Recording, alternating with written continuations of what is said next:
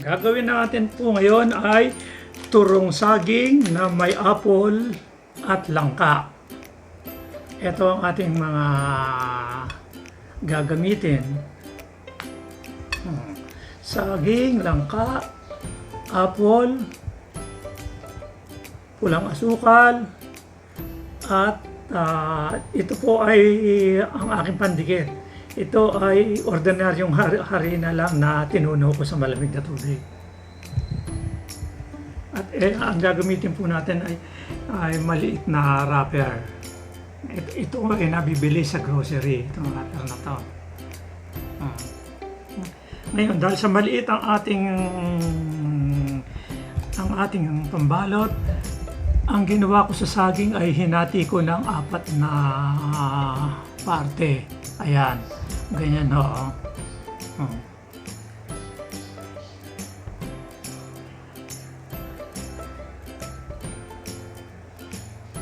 At ang langka ay hinati-hati ko po siya para huwag magbuhol-buhol pag naluto. Kasi kung strip ang ilalagay nyo, pag kinagat nyo ang turon, makukuha nyo lahat yung langka.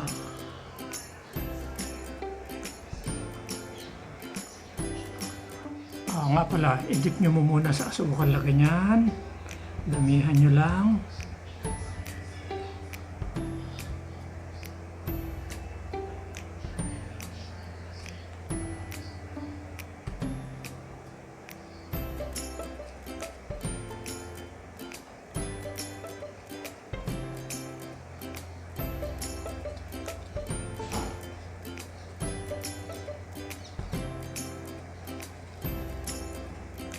Medyo maliit po ang wrapper na nabili ko. Dapat yung mas malaki pa rito ng konti para balot na balot.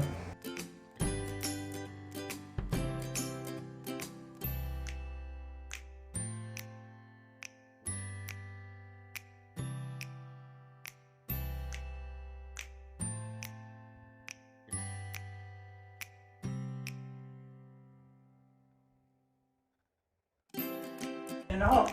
Tapos na natin balutin at ngayon naman ay ipiprito na natin.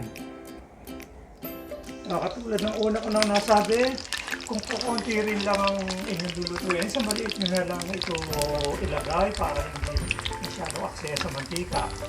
At nga pala, ilagay nyo lang sa loob dahil may asukal ito para hindi nasusunog.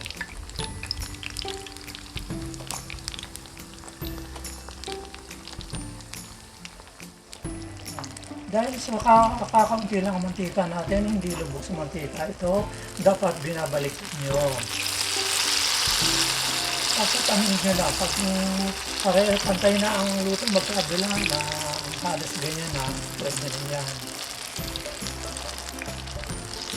Ngayon, kung ilalagay nyo ito sa malaking kawali at nakalubog sa mantika, hindi nyo lang kailangan balik na rin, hahalu-haluin nyo lang.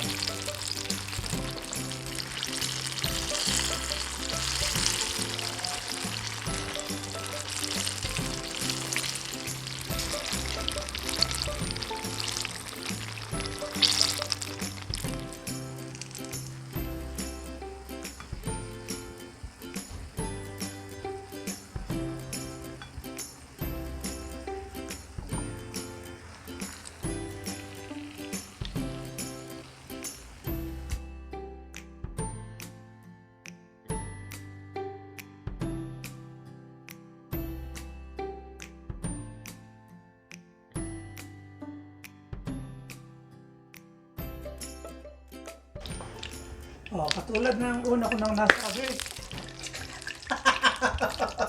Ulit.